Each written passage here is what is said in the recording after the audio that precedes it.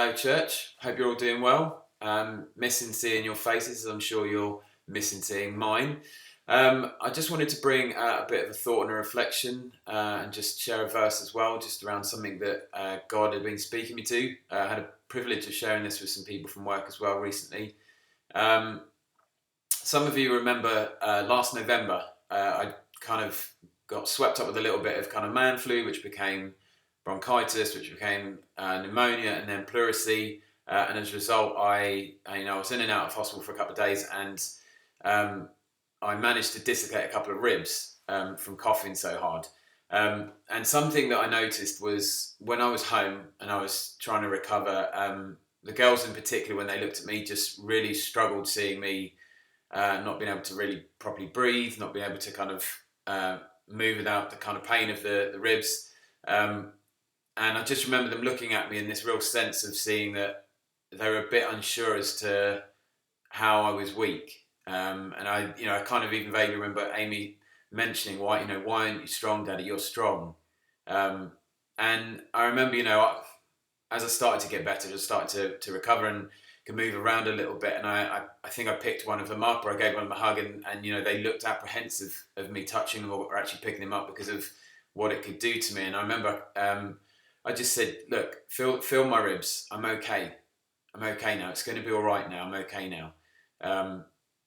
And then, Easter's recently just gone by, and I just had this real sense of the story of Jesus appearing to the disciples. And these are people, his apprentices, who saw him do incredible things. They saw these amazing miracles in front of their own eyes. They experienced and witnessed everything. And through everything that happened through Good Friday, the crucifixion, and seeing this master, this teacher, this friend be put inside a tomb,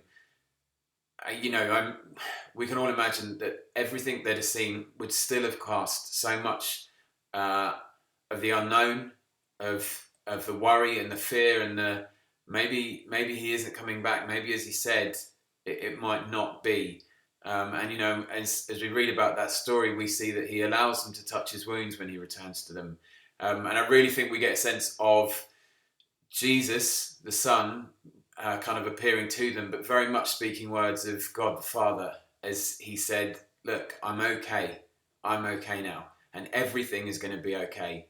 And I really felt that was a kind of a revelation for how it is going. It doesn't seem always like it. There's a lot of hope in our nation. It doesn't seem right now that we've got any, if not some of the answers, and it seems unsure, and it's scary, and it's worrying. And I really felt the kind of the connection of what God was speaking to. That was him talking about it's going to be okay. It is going to be okay. I was reflecting just from Psalm 16. The NIV from verse 5 and 6 says, Lord, you alone are my portion and my cup. You make my lot secure. The boundary lines have fallen for me in pleasant places. Surely I have a delightful inheritance. And the Message translation says, my choice is you, God, first and only.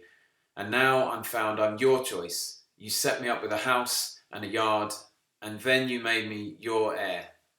And I really sense that in this space of where things aren't what they were, and we're missing out on some of the elements of normality or what life was, that there's a real blessing and an opportunity for us to see that God knows what we need.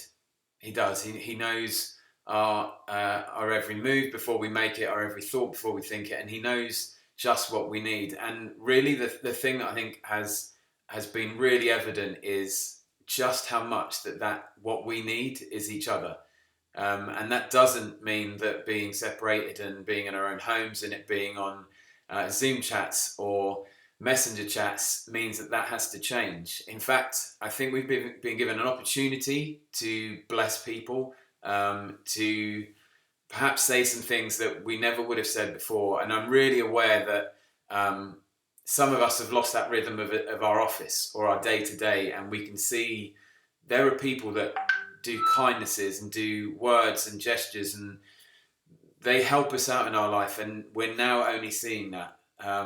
I'm really aware there's some people that keep me very hydrated in my office, and my team are always asking if I want a cup of tea or a cup of coffee. There's people who make me laugh and smile when I'm walking in the corridors going to and fro, and there's a real sense of what we need from each other that we sometimes get when we meet in each other's homes or when we see each other on a Sunday as a church that has changed and shifted. And I think we've got an opportunity to, maybe today, maybe on hearing this, maybe just text someone, call someone, and maybe if you take some time and think about what it is that you had that was normal, that was regular, that's moved and shifted, and just how blessed you were with people in your life. And I think also, just if you've not reached out, if you've not spoken to someone because you think they're probably too busy, they're probably not enjoying this space, they're not going to want to be bothered by you. I think at times like this, we think the bravest thing for us to do is to say, I can do this, I can get through this, I can be what I need to get through this.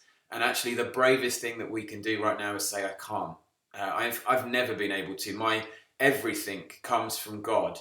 And God's plan for us is community. And so I think when we're in a space saying I can't, we have to say I need you, and we have to reach out.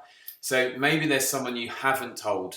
It's the person that makes you smile, the person that lifts you up, the person that encourages you in your gifting. Just reach out to them. Just send them a text. Take time. But if also you're struggling and you need help, be brave and say I need you. The blessing and the gift of being able to say someone I need you is huge and often misunderstood. And I really think, when I think about when we were getting to know this church, and then within the first year and a half, we think we know what we need. And I think, we're sometimes close, but God often probably has a little bit of a chuckle at what we think we need. And, maybe a year and a half in, we were looking to just change our garage so I had a working space.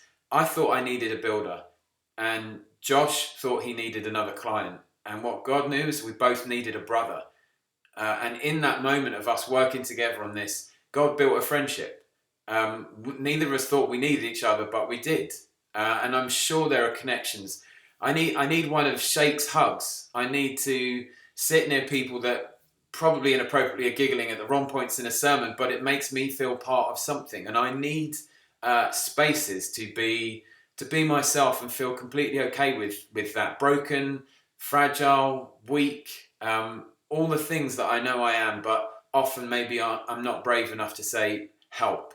So I really think in this space of that amazing verse, just, from that Message translation again, my choice is you, God, first and only. And I find I'm your choice. He wants us to lean into that choice. He chose us, we've chosen him, and we've chosen a life with him. And we need him. We don't just need him a little bit, we need him for everything. And this is an opportunity for us to be brave enough to say, I can't.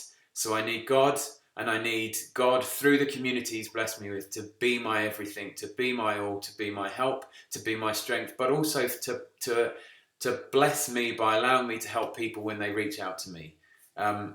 So take some time today, think about those people, reach out to them, and just share a blessing, share a word of encouragement, share a joke, share something that they've done that made you smile and laugh, and you're missing out on that. But just get back out there through the means that we've got and let people know how valuable they are to you.